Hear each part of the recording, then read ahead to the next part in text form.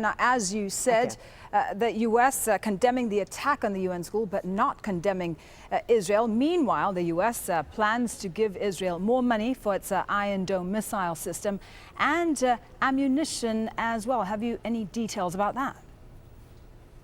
I'll get to the Iron Dome in just 1 second, but the big news that's just breaking here in the United States is the Department of Defense has confirmed for us that they have supplied the Israeli military with munitions. So it's a little known program. Not a lot of people talk about it, but the U.S. has huge stockpiles of weapons that it stores in Israel.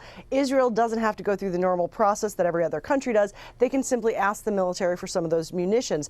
Now, we have just been told by the Pentagon that on July 20th, Israel did ask for a list of things. They said they had a couple of those things in storage. We believe those to be mortar rounds and grenades that they supplied to the Israeli army.